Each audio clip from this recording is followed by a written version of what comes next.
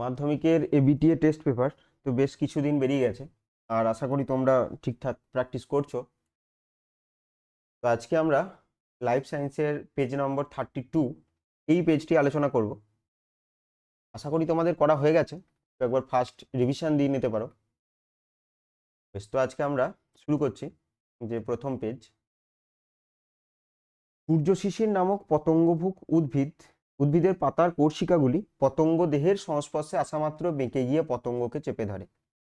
এটি কোন ধরনের চলন? তাহলে এটি কি হবে? এটি অবশ্যই কেমোন্যাস্টি চলন হবে। তাহলে এখানে ন্যাস্টি যেটা আছে, ন্যাস্টিক, তীব্রতা অনুযায়ী, উদ্দীপকের তীব্রতা অনুযায়ী এই চলনটা হয়। উদ্দীপকের কি, আমি শুধু এখানে লিখলাম তীব্রতা। আর এই কেমো শব্দটা আছে, এটার দ্বারা কি বুঝতে পারছি? যে কোনো একটা রাসায়নিক পদার্থের জন্য হবে। রাসায়নিক, তাহলে সেই রাসায়নিক পদার্থটা কি? এই যে পতঙ্গদের সংস্পর্শে আসা। তাহলে পতঙ্গদের মধ্যে কি আছে? প্রোটিন আছে, সেই প্রোটিনটা হচ্ছে রাসায়নিক পদার্থ। তাহলে এখানে উত্তর কি হলো? কেমোন্যাস্টি। ন্যাস্টিক চলন সবসময় তীব্রতা অনুসারে হয়।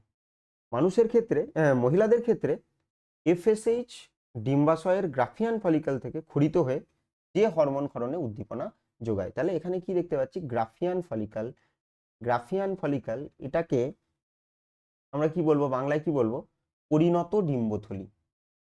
পরিণত ডিম্বথলিতে কি থাকে?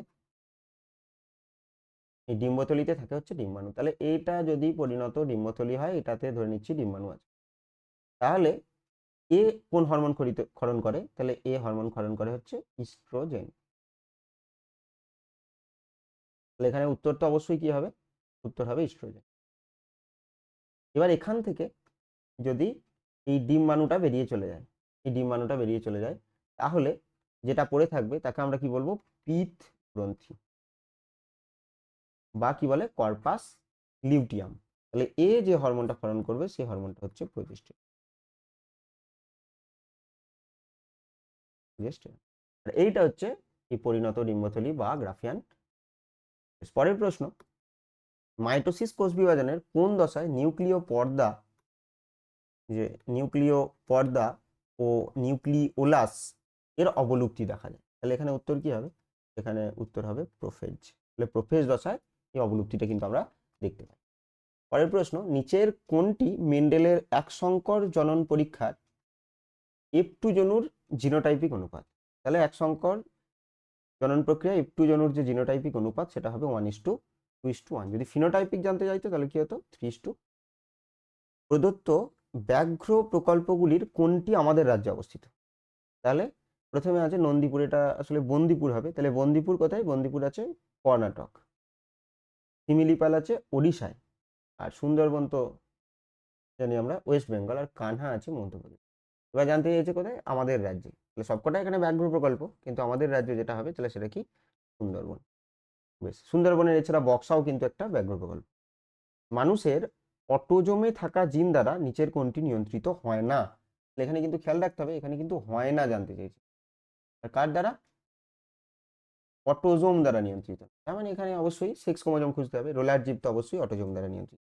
দ্বিতীয় অপশন কি আছে? হিমোফিলিয়া। তাহলে উত্তর হবে হিমোফিলিয়া। বাকি সবগুলো যেটা রোলার জীব এটা অটোজোম দ্বারা। থ্যালাসেমিয়া অটোজোম দ্বারা। কানের যুক্তলতি এটা অটোজোম দ্বারা। তাহলে যুক্তলতিটা কিন্তু, কানের যুক্তলতিটা কিন্তু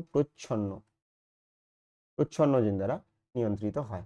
এছাড়া এখানে রোলার জীব আছে থ্যালাসেমিয়া একটা অটোজোমাল প্রচ্ছন্ন জিন গঠিত রোগ। রোলার জীব যদি বলি, তাহলে রোলার জীবটাও কিন্তু এটা একটা প্রকট। ওটা পরিচ্ছন্ন ছিল, এটা প্রকট বৈশিষ্ট্য। বেশ, তারপর হচ্ছে কি 1.7, অসম্পূর্ণ প্রকটতার ক্ষেত্রে এক সংকরায়ন পরীক্ষায় F2 জনুতে ফিনোটাইপিক অনুপাত কি হতে পারে? তাহলে F2 জনু আর কোথায়? অসম্পূর্ণ প্রকটতা কার ক্ষেত্রে দেখা যায়? সন্ধ্যা মালতী ফুলে। তাহলে কি হবে? এখানে উত্তর কি হবে? 1:2:1। তাহলে এটা এদের ফিনোটাইপিকও হবে আবার জিনোটাইপিকও হবে এই সেমই। তাহলে ফানের জনুক্রমে প্রদত্ত কোন দশাটি রেণুধর জনুর অন্তর্গত নয়? তাহলে রেণুধর জনু কোনটা? রেণুধর বলতে 2n দশাটাকে বলবো, আর n দশাটা হচ্ছে লিঙ্গধর। তাহলে প্রথমেই আছে প্রোথেলাসটা তো n। সোরাসটা কি হবে? 2n। এটা রেণুস্থলীও 2n। রেণুমাতৃকোষও 2n। তাহলে এবার এই রেণুমাতৃকোষ থেকেই তো মিওসিসের ফলে কি হয়? রেণু তৈরি হয়, যেখান থেকে প্রোথেলাস গঠিত হয়, যেটা n। তাহলে কোনটি রেণুধর জনুর অন্তর্গত নয়? তাহলে কি হবে? লিঙ্গধর জনু। কোনটা হচ্ছে? প্রোথ্যালাস। পরের প্রশ্ন, কোনো একটি খাদ্য শৃঙ্খলে ক্লোরিনযুক্ত কীটনাশক প্রবেশ করলে, তাহলে ক্লোরিনযুক্ত যে কীটনাশকটা আছে তাহলে সেটা কি? এটা হচ্ছে জৈব অভঙ্গুর একটা বর্জ্য পদার্থ। তাহলে সেটা প্রবেশ করলে কি হবে? জৈব বিবর্ধন ঘটবে, বায়োম্যাগনিফিকেশন ঘটবে। যেটা কি হয় যে পাখিদের যে ডিমের খোলকটা যেটা রয়েছে তো তার সেটা পাতলা হয়ে যায়, মানুষের ক্ষেত্রে বিভিন্ন সমস্যা হয়। বেশ, তাহলে এরপর কি, যে ল্যামার্কের তত্ত্বের সঙ্গে যুক্ত শব্দগুচ্ছ কোনটা? তাহলে প্রথম বলছে কি, অস্তিত্বের জন্য সংগ্রাম। অস্তিত্বের জন্য সংগ্রাম কার? ডারউইনের। প্রকরণের উৎপত্তি কার? এটাও ডারউইনের। কি বলছে কি, অর্জিত গুণের বংশানুসরণ বা অর্জিত বৈশিষ্ট্যের বংশানুসরণ, এটা কার? এটা হচ্ছে ল্যামার্কের মতবাদ থেকে আমরা এটা জানতে পারি। তাহলে কি আছে পরেরটা? প্রাকৃতিক নির্বাচন। তাহলে এটাও কি? এটাও কিন্তু ডারউইনবাদ। নিচের কোনটি অস্থিযুক্ত মাছের পটকা গ্যাস শোষণ করে নেয়? তাহলে গ্যাস শোষণ করে নেয় কোন গ্রন্থিটা? গ্যাস শোষণ করে নেয় হচ্ছে রেটিয়া মিরাবিলিয়া। কোন প্রকোষ্ঠে থাকে? পশ্চাৎ প্রকোষ্ঠে। আর অগ্র প্রকোষ্ঠে কি থাকে? রেড গ্রন্থি, যেটা গ্যাস উৎপন্ন করতে পারে। পরের প্রশ্ন, পূর্ব হিমালয় জীববৈচিত্র্য হটস্পটের একটি বিপন্ন প্রজাতি। জানি আমরা যে ভারতবর্ষে 4টি হটস্পট আছে, আর পৃথিবীতে যদি বলি তাহলে 36টা বায়োডাইভার্সিটি হটস্পট আছে। তো তার মধ্যে বলছে কি, যে পূর্ব হিমালয়ে কোন জীবটা রয়েছে? এই যে কি বলছে, পূর্ব হিমালয় জীববৈচিত্র্য হটস্পটে বিপন্ন প্রজাতি কোনটা? তাহলে প্রথম বলছে কি, lion tailed macaque. Lion tailed ম্যাকাকটা যেটা পাবো আমরা সেটা হচ্ছে পশ্চিমঘাট পর্বতমালা ও শ্রীলঙ্কা। পশ্চিমঘাট পর্বতমালা ও শ্রীলঙ্কা। তাহলে পশ্চিমঘাট পর্বতমালা ও শ্রীলঙ্কাতে আমরা কি পাবো? লায়ন টেল ম্যাকাক। ওরাং ওটাং কোথায় পাবো? এটা পাবো সুন্দাল্যান্ডে। সুন্দাল্যান্ড। আর এই যে রেড পান্ডা, এই রেড পান্ডাকেই কোথায় পাবো? এটা পাবো হচ্ছে পূর্ব হিমালয়। নীলগিরি থর যদি বলি তাহলে এটাও কি হবে? যে পশ্চিমঘাট পর্বতমালা ও শ্রীলঙ্কা। এখানে নীলগিরি থরটাকেও পাবো। তারপর কি বলছে, কোন জীবাণুটি নাইট্রিফিকেশনে অংশগ্রহণ করে? তাহলে নাইট্রিফিকেশন বলতে কি, তাহলে আমরা যদি দেখি যে NH3 ছিল, NH3 যে প্রোটিন জাতীয় যে জৈব পদার্থ বা যে কোনো জীবদেহ যখন মাটিতে মেশে তার প্রোটিনটা কিসে রূপান্তরিত হয়? অ্যামোনিয়াতে, NH3 তে, যেটা কি বলে? অ্যামোনিফিকেশন। এবার এই NH3 থেকে কি হবে? হবে NO2। আর NO2 থেকে কি হবে? NO3। তাহলে প্রথমে নাইট্রাইট ও পরে নাইট্রেট। তাহলে এটা হবে। এই যে পুরো প্রসেসটা, এখান থেকে এই প্রসেসটা, তাহলে এই প্রসেসটাতে বলছে কে সাহায্য করে, তাই তো? কি বলেছে? নিচের কোন জীবাণুটি নাইট্রিফিকেশনে অংশগ্রহণ নেয়? তাহলে এটাকে বলে নাইট্রিফিকেশন। এই ঘটনাটা কি বলে? নাইট্রিফিকেশন। তাহলে এতে অংশ কে নেয়? আমরা জানি NH3 থেকে যদি Na2 যায় তাহলে এটাকে নাইট্রোসোমোনাস, আর NO2 থেকে Na3 কি হবে? নাইট্রোব্যাক্টার। তাহলে এবার এখানে কি জানতে চাইছে? কোনটা অংশগ্রহণ করে? প্রথমেই অপশন নাইট্রোসোমোনাস। তাহলে উত্তর কি হবে? নাইট্রোসোমোনাস। এখানে অ্যাজাটোব্যাক্টার যেটা আছে সেটা কি করতো? সেটা হচ্ছে N2 ফিক্সেশন, ফিক্স করবে। সি হচ্ছে সিউডোমোনাস। তাহলে সিউডোমোনাস কি করবে? তাহলে সিউডোমোনাস কিন্তু করবে ডি নাইট্রিফিকেশন। আমি এখানে ডি লিখে রাখলাম, তাহলে ডি নাইট্রিফিকেশন। থায়োব্যাসিলাস, তাহলে এটাও থায়োব্যাসিলাস যদি বলি, ডি ডি নাইট্রিফিকেশন, এটাও D nitrification. Thiobacillus D nitrification. তাহলে 1.14, উটের অতিরিক্ত জল ক্ষয় সহনের ক্ষমতার সঙ্গে সম্পর্কযুক্ত অভিযোজিত বৈশিষ্ট্য। বেলনাকার লোহিত রক্তকণিকা না, গোলাকার না, তাহলে ডিম্বাকার। তাহলে কি হবে? অপশন সি, ডিম্বাকার লোহিত রক্তকণিকা। পরেরটা, এবার কি বলছে, পৃথিবীতে প্রাণের সৃষ্টির সময় পরিবেশে যে গ্যাসটি অনুপস্থিত ছিল সেটি হলো, তাহলে কোন গ্যাসটি অনুপস্থিত ছিল? অনুপস্থিত ছিল অক্সিজেন। তাহলে প্রথমে যেটা দেখছি হাইড্রোজেন, এটা তো 1 অনুপাতে নেওয়া হয়েছিল। মিথেন, এটা 2 অনুপাতে নেওয়া হয়েছিল। অ্যামোনিয়া, এটা 2 অনুপাতে নেওয়া হয়েছিল। কে নিয়েছিল? মিলার এবং উড়ে তার পরীক্ষা। এরপর কি আছে? শূন্যস্থান। আচার্য জগদীশচন্দ্র বসু লজ্জাবতী এবং মঞ্চারাল উদ্ভিদে বৈদ্যুতিক উদ্দীপনা পাঠিয়ে ড্যাশ ধর্মটি প্রমাণ করেন। কি হবে? এটাকে কি বলবো? সংবেদনশীলতা। পাশে লিখে দিই, এখানেই হয়ে যাবে সংবেদনশীলতা। তাহলে সংবেদনশীলতা ধর্মটা প্রমাণ করেন। মানুষের মধ্যে যদি মিওসিসের পরিবর্তে মাইটোসিস দ্বারা গ্যামেট উৎপন্ন হতো, এমনিতে আমরা কি জানি? মিওসিস পদ্ধতিতে গ্যামেট উৎপন্ন হয়। তবে অপত্য সন্তানের একটি দেহকোষে অটোজমের সংখ্যা কত হতো? তাহলে কত হয়ে যেত? 88টা। এমনি হলে তো কিছু বলেছে দেহকোষে, হ্যাঁ, তাহলে দেহকোষে 44টা অটোজম থাকে, কিন্তু যেহেতু মাইটোসিস পদ্ধতিতে হচ্ছে তাহলে কটা হবে? 88টা। এটা কিন্তু 88 লিখেছে। বেশ, মানুষের পপুলেশনে এক্স ক্রোমোজোম বাহিত প্রচ্ছন্ন জিন ঘটিত একটা রোগ। এখানে আমরা বর্ণান্ধতাও লিখতে পারি, আবার হিমোফিলিয়াও লিখতে পারি। তাহলে এখানে কি লিখে দিলাম? হিমোফিলিয়াই লিখে দিই, হিমোফিলিয়া। এখানে বর্ণান্ধতাও হতো। আধুনিক ঘোড়ার খুর তাদের পূর্বপুরুষের কত নং আঙুলের রূপান্তর? এটা কত নং হবে? 3 নং আঙুলের রূপান্তর। নাইট্রোজেন চক্রের কোন পর্যায়ে অ্যামোনিয়া কতগুলি ব্যাকটেরিয়ার সাহায্যে নাইট্রাইট ও পরে নাইট্রেটে রূপান্তরিত? একটু আগেই করলাম এই যে, এটাকে কি বলে? এটাকে বলে নাইট্রিফিকেশন। নাইট্রিফিকেশন। তাহলে এখানে কি লিখবো? কোন পর্যায়ে? নাইট্রিফিকেশন।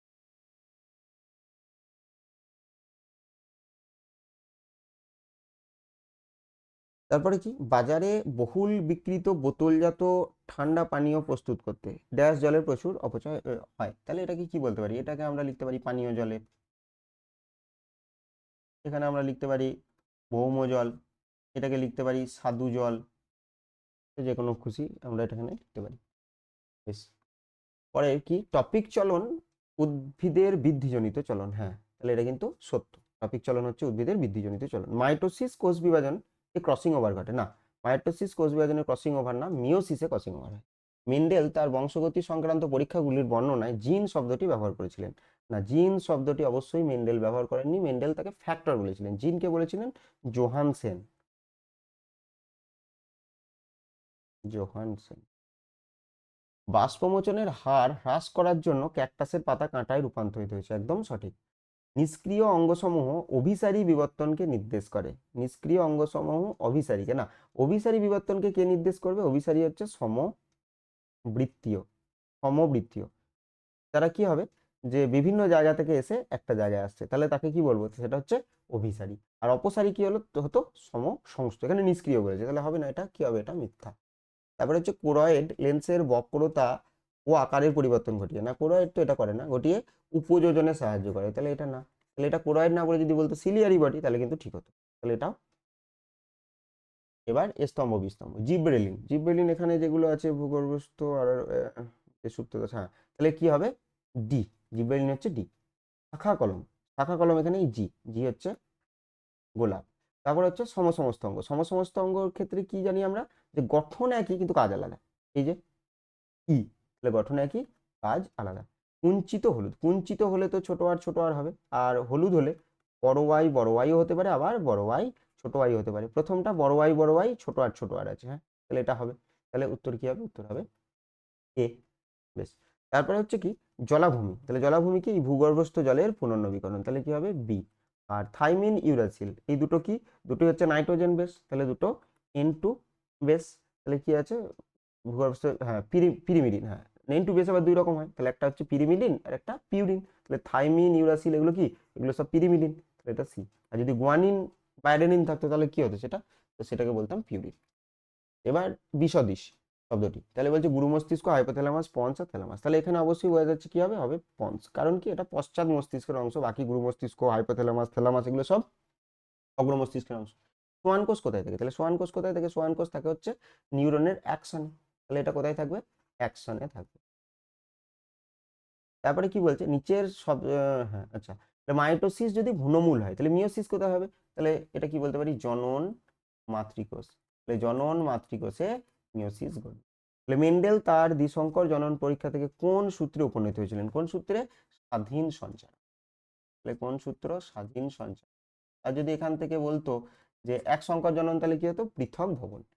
পরেরটা, সুস্থ মানুষের মধ্যে দেখা যায় এমন একটি বংশানুক্রমিকভাবে সঞ্চালিত প্রকরণ। তাহলে প্রকরণ যেটা কার মধ্যে দেখা যায়? বলছে সুস্থ মানুষের। রোগ নয় কিন্তু। রোগের ক্ষেত্রে যদি হতো আমরা বর্ণান্ধতা বলতে পারতাম, থ্যালাসেমিয়া বলতাম, হিমোফিলিয়া বলতাম। তাহলে এখানে আমরা জানি কি দেখেছি? একটা হচ্ছে কানের মুক্ত ও যুক্তলতি। যুক্তলতি। 2 নম্বর আমরা কি পড়েছি? জিভের প্রকার। তাহলে জিভের প্রকার, জিভের প্রকারটা কি? একটা আমরা বলতে পারি রোলার জিভ, আর কি বলতে পারি? আর স্বাভাবিক জিভ। তাহলে এখানে মুক্তটা যদি হয় তাহলে মুক্তটা কি হয়ে যাবে? প্রচ্ছন্ন। আর যদি যুক্ত হয়ে যায় তাহলে সেটা কি হয়ে যাবে? সেটা প্রকট। এবার রোলারের ক্ষেত্রে কি হবে? রোলার জীব হচ্ছে প্রকট। আর স্বাভাবিকটা কি? স্বাভাবিকটা হচ্ছে প্রচ্ছন্ন। অবশ্যই কোনটা প্রকট কোনটা প্রচ্ছন্ন কিন্তু এটাও আমাদের জানতে হবে। বেশ, তাহলে সুন্দরীর পাতার ত্বকে অবস্থিত লবণ গ্রন্থির ভূমিকা কি? লবণ গ্রন্থির ভূমিকা হচ্ছে অতিরিক্ত লবণ ত্যাগ করা। তাহলে অতিরিক্ত, তাহলে কোন জায়গায় জন্মায়? এটা ম্যানগ্রোভে। তো সেখানে অনেক বেশি মাটিতে লবণ আছে, তো সেই অতিরিক্ত লবণ মোচন করে। অতিরিক্ত লবণ তারপর হচ্ছে কি নিচের 4টি বিষয়ের মধ্যে 3টি অন্তর্গত আছে। তাহলে এখানে এসপিএম বায়ু দূষণ, গ্রিন হাউস গ্যাস, ফুসফুসের রোগ। তাহলে এটা কি সবগুলোই বায়ু দূষণের সাথে সম্পর্কযুক্ত। এসপিএম এর কারণে বায়ু দূষণ হয়, গ্রিন হাউস গ্যাস বায়ু দূষণ ঘটাচ্ছে, ফুসফুসের রোগ বায়ু দূষণের কারণে হয়। তো স্থানীয় মানুষ ও বন দপ্তর যৌথভাবে জঙ্গল পুনরুদ্ধারের জন্য যে ব্যবস্থা অনুসরণ করে সেটা কি, তাহলে সেটাকে কি বলবো আমরা, সেটাকে বলবো জেএফএম। কত সালে হয়েছিল? 1971। কে করেছিল এটা? শ্রী অজিত কুমার বন্দ্যোপাধ্যায়, পশ্চিম মেদিনীপুরের আরাবাড়ি অরণ্য। বেশ, এরপরে তো বড় প্রশ্ন রয়েছে। এবার এখানে টোটাল 41টা প্রশ্ন ছিল, আশা করি সবাই ঠিক উত্তর করেছো। এবার এখানে যে 2 নম্বরের গুলো আছে, এখানে লেখা তো সম্ভব নয়, খুব ফাস্ট আমরা কিছু যদি আলোচনা করে দিই। বেশ, নিচের ঘটনাগুলি মানুষের প্রাত্যহিক জীবনে প্রতিবর্ত ক্রিয়া ঘটে, এই প্রতিবর্ত ক্রিয়ার দুটি গুরুত্ব লেখো। এবার ওরা অপশন দিয়ে দিয়েছে, মানে দুটো কি সম্পর্কে লিখতে হবে বলে দিয়েছে। শ্বাসনালীতে খাদ্য ঢুকে বললে কি হবে? কাশি। বলছে যখন নাকের মধ্যে দিয়ে বীজ যায় তাহলে কি হবে? হাঁচি। তাহলে এটা কিসের গুরুত্ব? প্রতিবর্ত ক্রিয়া। কে নিয়ন্ত্রণ করে? সুষুম্না কাণ্ড, প্রধানত সুষুম্না কাণ্ড। এবার চোখের কোন কোন দৃষ্টিজনিত ত্রুটি সংশোধনের জন্য অবতল লেন্স যুক্ত? তাহলে অবতল লেন্স যুক্ত যদি বলি তাহলে সেক্ষেত্রে কি বলবো? এটা এটা মায়োপিয়া। মায়োপিয়া। আর উত্তল লেন্স যুক্ত জন্য তাহলে কি হবে? হাইপারমেট্রোপিয়া। হাইপারমেট্রোপিয়া। তারপরে কি বলছে? নিম্নলিখিত বৈশিষ্ট্যের ভিত্তিতে ডিএনএ আরএনএ এর মধ্যে পার্থক্য। বলছে পিরিমিডিন ক্ষারক। পিরিমিডিন ক্ষারকের ক্ষেত্রে, ডিএনএ এর ক্ষেত্রে আমরা কার কথা বলবো? থাইমিনের কথা বলবো। আর সাইটোসিন কার ক্ষেত্রে? ডিএনএ। আর যদি আরএনএ এর ক্ষেত্রে বলি, আরএনএ এর ক্ষেত্রে কি হবে? থাইমিন তো থাকবে না, তাহলে কি সাইটোসিন থাকবে আর ইউরাসিল থাকবে। আর 5 কার্বন যুক্ত শর্করা। ডিএনএ এর ক্ষেত্রে কি বলবো? ডিঅক্সিরাইবোজ শর্করা। ডিঅক্সিরাইবোজ শর্করা এদের ক্ষেত্রে থাকে। আর আরএনএ এর ক্ষেত্রে রাইবোজ শর্করা। তারপরে কি বলছে? ঘোড়ার বিবর্তনে 4টি গুরুত্বপূর্ণ বৈশিষ্ট্য লেখো যা পরিবর্তিত হয়েছে। তাহলে কি বলতে পারি? এক হচ্ছে উচ্চতা, উচ্চতা পরিবর্তিত হয়েছে। তাহলে 2 যদি বলি তাহলে আঙুলের সংখ্যা হ্রাস পেয়েছে, আঙুলের সংখ্যা হ্রাস। 3 নম্বর যদি বলি খুরের উৎপত্তি হয়েছে। আর 4 নম্বর কি বলবো? খুরের উৎপত্তি। আর 4 নম্বর কি বলবো? 4 নম্বর হচ্ছে দাঁতের গঠন উন্নত হয়েছে। দাঁতের গঠন, দাঁতের ক্ষেত্রে আমরা কি দেখতে পারি? সিমেন্ট যুক্ত হয়েছে বা এদের ক্রাউনটা বেড়েছে। এবার কি বলছে? যে কৃষির ফলন বৃদ্ধি ও আগাছা সমস্যা সমাধানে ফলন সংশ্লেষিত উদ্ভিদ হরমোন। তাহলে এখানে কি কি বলবো? এটা এনএএ বলবো। তাহলে এটা এটা কি ক্ষেত্রে ব্যবহার করা হয়? ওই ফলের মোচন, অপরিণত ফলের মোচন রোধ, বা আমরা পার্থেনোকার্পি বলতে পারি, যেটা কি করবে? যেটা কৃষির ফলন বৃদ্ধি। আর আগাছা সমস্যা সমাধান, তাহলে আগাছা সমস্যার সমাধান আমরা কার কথা বলবো? 2,4-D, 2,4-ডাইক্লোরোফেনক্সি acetic acid. এই দুটোই সংশ্লেষিত উদ্ভিদ হরমোন। কোষচক্রের নিয়ন্ত্রণ নষ্ট হওয়ার সঙ্গে মানবদের ম্যালিগন্যান্ট টিউমার সৃষ্টির সম্পর্ক। তাহলে কোষচক্র নিয়ন্ত্রিত হলে কি হবে? যে নিয়ন্ত্রিত হারিয়ে ফেললে তাহলে কি হবে? যে সেই কোষটা জিজির দশায় কখনো যাচ্ছেই না, সে অনবরত কি করতে থাকছে? বিভাজন করতে থাকছে, এবং অনবরত বিভাজন করলে সেখানে কি হবে? টিউমার সৃষ্টি হবে। আর সেই টিউমারের যদি কোনো যে জিনটা যেটা টিউমার সৃষ্টি করছে, সেই জিনটা যদি ছড়িয়ে পড়ে তাহলে কি হবে? ম্যালিগন্যান্ট টিউমার, যেখান থেকে ক্যান্সার হবে। তাহলে কি বলছে তারপর? মটর ফুলের উভলিঙ্গ, মটর ফুলটা উভলিঙ্গ আর স্বপরাগী, এতে মেন্ডেল কি কি সুবিধা পেয়েছিলেন? এবার একটা ব্যাপার হচ্ছে, স্বপরাগী হওয়ার জন্য তিনি কি করতে পেরেছিলেন? স্বপরাগযোগ করতে, সেলফ পলিনেশন করতে পেরেছিলেন। আর উভলিঙ্গ হওয়ার জন্য ইমাস্কুলেশন করে ইতর পরাগযোগ করাতে পেরেছিলেন। তারপরে হচ্ছে কি? কোনো সদ্য শিকার হওয়া বন্যপ্রাণীর মাংস খাওয়া কেন্দ্র করে বনাঞ্চলে কি কি ধরনের সংগ্রাম দেখা যাবে? তাহলে এখানে একটা আন্তঃপ্রজাতিক, একটা আন্তঃপ্রজাতিক। তাহলে দুটো যদি কোনো একটা বাঘ একটা হরিণ শিকার করে, তাহলে দুটো বাঘের মধ্যে যে সংগ্রাম, তাহলে তাকে কি বলবো? সেটা আন্তঃপ্রজাতিক সংগ্রাম। এবার যদি একটা সিংহের মধ্যে বাঘের হয় সংগ্রাম, তাহলে আন্তঃপ্রজাতিক। তাহলে এই দুই ধরনের সংগ্রাম কিন্তু দেখা যেতে পারে। একটি রুই মাছ কিভাবে ওপরে, জলের উপরে ভেসে ওঠে এবং গভীরে ডুবে যায়? তাহলে কার সাহায্যে? পটকা। তাহলে পটকা যেটা আছে এটা এদের উৎস্থৈতিক অঙ্গ। তাহলে এদের দুটো প্রকোষ্ঠ, একটা অগ্র একটা পশ্চাৎ। অগ্র প্রকোষ্ঠতে কি থাকে? রেড গ্রন্থি। আর পশ্চাৎ প্রকোষ্ঠতে রেটিয়া মিরাবিলিয়া। রেড গ্রন্থি গ্যাস উৎপন্ন করে, যার জন্য পটকাটা স্ফীত হয়ে যায়, যার জন্য কি হয়? তাদের আহ, কি বলবো, ওজন বা তাদের কি আপেক্ষিক গুরুত্ব বলবো, আপেক্ষিক গুরুত্ব অনেক কমে যায়, যার জন্য ভেসে উঠতে পারে। আর যখন তাদের ডোবার প্রয়োজন হয় কি করবে? ওই রেটিয়া মিরাবিলিয়া যেটা থাকে পশ্চাৎ প্রকোষ্ঠে, সেগুলো গ্যাসটা শোষণ করে নেয়, পটকা চুপসে যায়, এদের আপেক্ষিক গুরুত্ব বেড়ে যায়, এবং যার ফলে এরা ডুবে যায়। বেশ, তারপর কি ছিল কোথায়? জীবনের জৈব রাসায়নিক উৎপত্তি সংক্রান্ত মিলার উডের পরীক্ষায় ব্যবহৃত বিক্রিয়ক। বিক্রিয়ক তো একটু আগেই আমরা দেখলাম যে কি ছিল? হাইড্রোজেন। তারপরে NH3, CH4, H2O, এগুলো সব বিক্রিয়ক হিসেবে ছিল। এবার কি বলছে বিক্রিয়ক ও উৎপন্ন পদার্থ আমরা কি বলতে পারি? গ্লাইসিন, গ্লুটামিক অ্যাসিড, অ্যালানিন, এইসব অ্যামাইনো অ্যাসিড। এছাড়া ইউরিয়া, এছাড়া অ্যাসিটিক অ্যাসিড, এসব বলতে পারি অ্যাসিটিক, এছাড়া অ্যাডেনিন, এই সমস্ত কিছু আমরা কিন্তু বলতে পারি। বেশ, তারপরে কোথায় গেল? স্পাইরোগাইটা ও প্ল্যানেরিয়ার অযৌন। স্পাইরোগাইটা হলে কি বলবো আমরা? খণ্ডীভবন। প্ল্যানেরিয়া কি বলবো? পুনরুৎপাদন। মানব বিকাশের অন্তিম পরিণতি বা বার্ধক্য দশায় দৃষ্টিশক্তি আর দৃষ্টিশক্তি সংক্রান্ত আমরা কি বলতে পারি? ক্যাটারাক্ট, ছানি পড়া, বা বলতে পারি উপযোজন ক্ষমতা হ্রাস পাবে। সিলিয়ারি পেশির সংকোচন প্রসারণ ক্ষমতা কমে যাবে, দিয়ে কি হবে? উপযোজন ক্ষমতা হ্রাস পাবে। আর কি বললাম? আর ক্যাটারাক্ট হয়, ছানি পড়ে। আর অস্থি সংক্রান্তর ক্ষেত্রে বলতে পারি আর্থরাইটিস, অস্থি সন্ধিতে যন্ত্রণা, বা অস্থি দুর্বল হয়ে যায়, যেটাকে আমরা কি বলতে পারি? অস্টিওপোরোসিস। মানুষের ক্ষেত্রে সন্তানের লিঙ্গ নির্ধারিত কিভাবে তা ক্রসের সাহায্যে দেখাও। এইটা আর এখানে আলোচনা করছি না, আশা করি সবাই পারবে যে লিঙ্গ নির্ধারণ কিভাবে হয়। যে পুরুষদের ক্ষেত্রে দুই ধরনের শুক্রাণু থাকে, অ্যান্ডোস্পার্ম আর গাইনোস্পার্ম। আর মহিলাদের ক্ষেত্রে যেটা থাকে তাহলে কি থাকবে? 22A+X।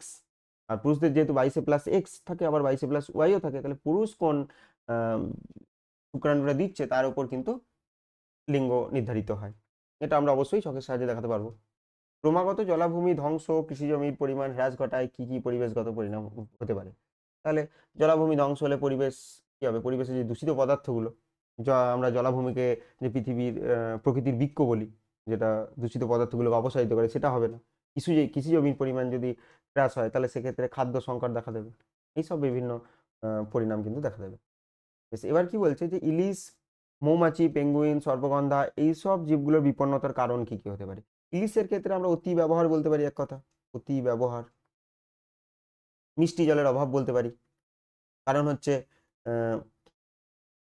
ইলিশ মাছ কিন্তু একটা সামুদ্রিক মাছ, তাহলে সেটা মিষ্টি জলে আসে কি করতে? তাদের ডিম পাড়ার জন্য আসে কিন্তু, তাহলে সেখানে মিষ্টি জলের অভাব থাকলে তাদের কিন্তু সংখ্যা কমে যাবে।